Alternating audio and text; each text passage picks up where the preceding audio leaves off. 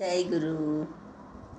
ఈరోజు మనము మంచి భక్తి కథ చెప్పుకుందాము. జై గురు క్రియేషన్స్కి, అమ్మమ్మ చెప్పే కథలకి స్వాగతం. ఈరోజు మనము కనకదాసర్ కథ చెప్పుకుందాం. శ్రీకృష్ణదేవరాయల కాలంలో అప్పుడు ఆయన విజయనగర సామ్రాజ్యాన్ని పరిపాలిస్తున్న రోజుల్లో ఆయన రాజ్యంలో ఒక సైనికాధిపతి ఉండేవారు. ఆయన పేరు బీరప్ప, ఆయన భార్య పేరు బుచ్చమ్మ. ఆ బీరప్ప ఎలా సైనికాధికారిగా ఉంటూ చాలా కాలము వాళ్ళకి పిల్లలు లేరు. అయితే వెంకటేశ్వర స్వామిని తిరుపతికి వెళ్ళి వేడుకున్నారు. వాళ్ళ వేడుకున్న తర్వాత బాలాజీ దయ వలన వాళ్ళకి ఒక కొడుకు కలిగాడు. ఆ కొడుకు పేరు తిమ్మప్ప అని పెట్టారు. ఆ తిమ్మప్ప అనే అబ్బాయికి చక్కగా కత్తి సాము, తర్వాత వ్యాయామాల్లో అన్నిట్లో కూడా మంచి శిక్షణ ఇచ్చారు వాళ్ళ నాన్న. కానీ అతనికి చదువు మీద ధ్యాస ఉండేది కాదు. అయితే అలా ఇచ్చినప్పుడు అతను బాగా వాటిలలో మాత్రం ప్రావీణ్యం సంపాదించాడు. కానీ కొంతకాలం తర్వాత తల్లి చనిపోయారు. అలా అతను 20 ఏళ్ల వయసు వచ్చినప్పుడు వివాహం చేసుకున్నాడు. అతని దురదృష్టము అతని భార్య కూడా చనిపోయింది. అతనికి ఏమో కొద్దిగా లౌకికమైన దృష్టి ఎక్కువగా ఉండేది. కానీ ఒక యుద్ధం రావడం వలన అతను యుద్ధంలో పాల్గొన్నాడు. అప్పుడు ఎప్పుడు యుద్ధాలు అవి జరుగుతుండేవి కదా. అలా యుద్ధంలో పాల్గొన్నప్పుడు ఏమైంది, అతనికి చాలా బాగా యుద్ధం చేశాడు. ఆ యుద్ధంలో అన్నిట్లో అతనే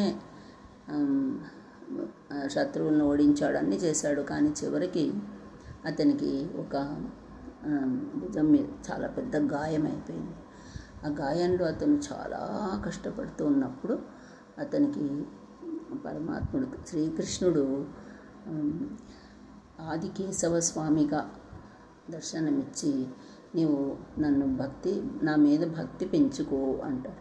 నాకేం అక్కర్లేదు భక్తి, నాకు లౌకిక సుఖాలే కావాలి అన్నాడు మన తిమ్మప్ప. అయితే అలా అయితే ఎలాగా, నీవు కారణ జన్ముడివి కదా, నీవు భక్తి చూపించాలి అని అంటే, ఇప్పుడు నాకు ఈ గాయాలన్నీ నువ్వు మాన్పితే నాకు భక్తి వస్తుంది నీ మీద అని అంటాడు. అయితే ఆ భగవంతుడి స్పర్శ వలన అతని గాయాలన్నీ తగ్గగానే అతనప్పుడు ఉన్నట్టుండి అతనిలో గొప్ప మార్పు వచ్చేస్తుంది. అతను ఇంకా అలౌకిక జ్ఞానం మీకు అతను పూర్తిగా పరమాత్ముడి కోసం తప్పించడం మొదలు పెడతాడు. ఆ తప్పిస్తూ అతను ఆది కేశవన స్వామి ఒక గుడికి వెళ్తాడు. ఆ గుడికి వెళ్తే తలుపులు వేసి ఉంటాయి.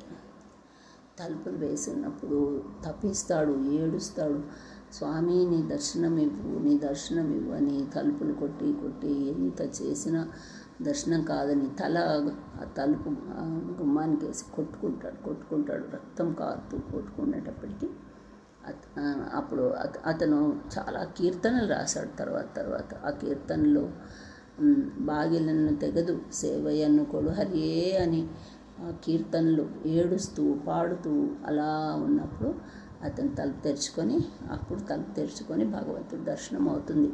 ఆదికేశవ స్వామిని దర్శనం అవుతుంది. అలా దర్శనమైన తర్వాత అతను అలా ఒక సమాధి స్థితిలో ఉన్నప్పుడు స్వామి అంటారు, నీవు వెళ్ళి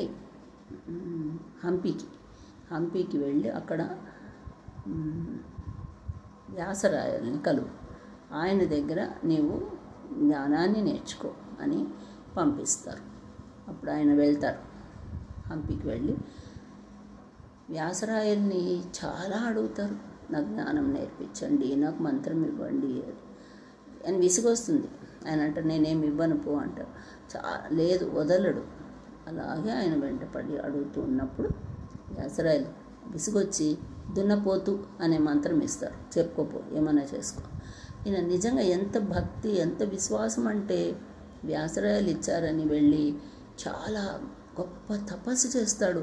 దున్నపోతు దున్నపోతు దున్నపోతు అనే మంత్రాన్నే పఠించి పఠించి పఠించి అదే ధ్యాసలు, అదే తపస్సు అలా చేస్తున్నప్పుడు యమధర్మరాజుకి ఎవరు నా దున్నపోతు మీద ధ్యానం చేయరే, వీడు నా దున్నపోతు మీద ధ్యానం చేస్తున్నాడని దర్శనం ఇచ్చి, నీకేం కావాలో కోరుకో నాయన వరము అంటే, నాకేమి వరం లేదండి, మా గురువుగారికి ఏమేం కావాలో అది తీరిస్తే చాలు అంట.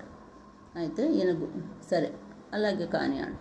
ఆయన దున్నపోతుని తీసుకెళ్ళి వెళ్తారు. దున్నపోతు ఈయనకి ఇస్తారు. ఆయన వెళ్తే వ్యాసరాయలతో అంటారు, నాకు ఈ దున్నపోతు దొరికింది, మీకు ఏది కావాలో దీని ద్వారా చేయించుకోండి అంటే, అప్పుడు ఆయన అంటారు, ఆయన అంటే ప్రజలకు హితకార్యం చేయడానికి ఒక ఏరుని ఊర్లోకి, అంటే ఎక్కడ నదిలోకి పారేటట్టు చేయాలనుకుంటారు. అక్కడ ఒక పెద్ద రాయి అడ్డం పడుతుంది. ఆ నీళ్లు రాకపోవడం వల్ల వీళ్ళ పంటలకి దానికి కష్టంగా ఉంటుంది. అప్పుడు ఆయన అంటారు, అయితే సరే దున్నపోతున్న రాయిని జరపమని చెప్పు అంటారు. అప్పుడు ఆ దున్నపోతు వెళ్ళి రాయిని జరిపేసేటప్పటికి అతనికి ఈయనకి ఈ తిమ్మప్ప చాలా జ్ఞానవంతుడు, చాలా భక్తివంతుడు అని తెలిసి ఆయనకు కనకదాస్ అని పేరు పెడతారు. కనకదాస్ అంటే బంగారు లాంటి హృదయం కలవాడు అనమాట. కనకదాసు ఆయన ఎన్నో కీర్తనలు రాశారు. కనకదాసరి కీర్తనలు ఉంటాయి, కన్నడంలో చాలా కీర్తనలు ఉంటాయి. ఆయన అన్ని భగవంతుడి మీద రాసిన కీర్తనలు. అది తర్వాత అక్కడి నుంచి వ్యాసరాయలని దగ్గర జ్ఞానోపదేశం పొంది ఆయన అక్కడి నుంచి అన్ని తీర్థయాత్రలకు వెళ్తానని ఆయనను వేడుకొని ముందు తిరుపతికి వెళ్తారు. తిరుపతిలో ఏమవుతుంది, ఆయన వెళ్తుంటే అక్కడ పూజారికి స్వామి కనిపించి, నా భక్తుడు వస్తున్నాడు, అతనికి మంచి మర్యాదలు చేయాలి అని చెప్తే, ఇతను వెళ్ళి తలుపు దగ్గర ఎంత నిలబడి ప్రార్థించినా అసలు వినిపించుకోడు ఆ పురోహితుడు. భగవంతుడు చెప్పిన మాటను కూడా పట్టించుకోకుండా అలా ఉంటే, ఇతను తలుపు లోపల వెళ్ళి గుడిలో తిరుగుతూ ఒకటే భగవంతుడా, ఓ వెంకటేశ్వర స్వామి నాకు దర్శనం ఇవ్వు శ్రీనివాస అని ఒకటే ప్రార్థిస్తూ ఉంటాడు. అలా ప్రార్థిస్తూ ఉంటే అక్కడే పడి నిద్రపోతాడు ఏడ్చుకుంటూ. అప్పుడు స్వామివారి నగలన్నీ ఇతని దగ్గరకు వచ్చి పడతాయి.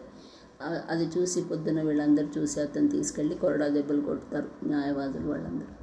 ఆ కొరడా దెబ్బలు అట్లా భరిస్తూ ఉన్నప్పుడు ఆ పూజారికి ఎవరికి స్వామి మళ్ళీ కనిపించి, ఏమిటి నా భక్తుడిని రాజోపచారాలతో తీసుకురమ్మంటే ఇలాగ వాడిని హింసిస్తున్నావా అంటే, అప్పుడు పశ్చాత్తాపడి వెళ్ళి వాళ్ళకి చెప్పి అతన్ని విడిపిస్తారు.